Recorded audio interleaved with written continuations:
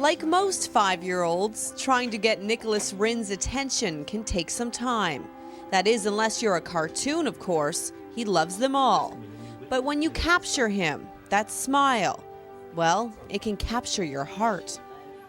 It was a normal pregnancy, and then it was at 22 weeks that we discovered that there may be something wrong, but we didn't really know what we were going to be dealing with until after he was born. So.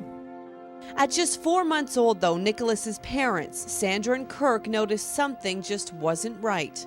We noticed some changes in the speed of the growth of his head, and he wasn't holding his head, and that was because, as far as we think, is the muscle, the communication, the neurological problems. He didn't have good control of the left side of his body, so his head always tilted to the right. Doctors diagnosed Nicholas with congenital cystic hydrocephalus. In simple terms, Nicholas is missing half of his brain.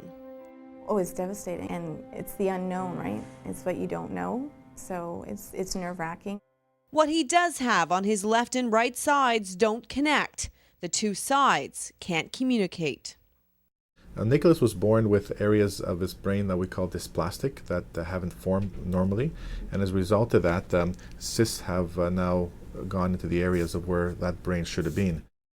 Those cysts are putting pressure on Nicholas's young brain, at times making this precious little boy violently ill. There was a time that it was happening probably every 2 weeks, and the episodes can last up to 2 to 3 days. And then, then he's so exhausted because he's not eating and stuff, so then it can take him another couple of days to really get back to his old self. So it really is debilitating for him. We're doing this surgery now in hopes that these vomiting episodes will hopefully come to an end. This is surgery day for Nicholas. Hey, Nicholas, do you have any questions for me? No. Okay. The plan is to insert a shunt, draining the fluid in the cysts in Nicholas's brain. The hope is it will relieve some pressure. Well, right now, as you can see, Nicholas is well, and the hope is that with time as he grows, that his brain will have more relaxation in terms of its ability to mature and for him to get the best sort of outcome in the future in terms of cognition.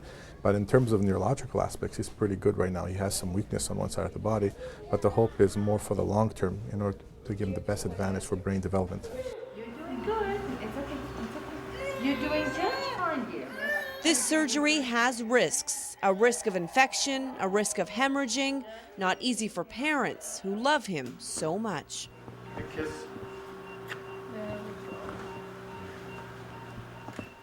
Neurosurgeon Dr. Michael Vassiliadis carefully starts the repair. The last part is doing endoscopic procedure. We're actually fenestrate the cyst. That's about maybe 20 minutes away. The surgery isn't that long, just over an hour. For Nicholas's parents, though, an eternity. Today is actually almost a bit of a relief that it's finally here, it's happening. Yeah, I was able to put the catheter within the cyst and pass it from one cavity to the other. At the very end, it was well positioned, and we had good flow of the fluid. It was all connected and draining into the abdomen. 1 week later, Nicholas is back. Like any kid, being poked and prodded isn't much fun, but the news here is good. Well, it looks good. The incisions both look very nice here, over there. And Nicholas may not be able to walk, right now anyway. The thing with Nicholas, though, is he keeps amazing doctors. He's alert. Miraculously, he's storing information. He's going to school, speaking, counting, doing his ABCs, even learning French. They call him the miracle baby, and a lot of people who meet him, if they've just read his chart, they sort of get this vision in their head of who they're going to meet. And then when they meet Nick, they're like, oh, okay. I mean, he's talking up the storm, and he knows his colors, and he's learning his ABCs, and he can count. And He's very social. He's very social. He's helped me be in the moment, live and appreciate today, and I just can't imagine my life if I hadn't had Nick in it.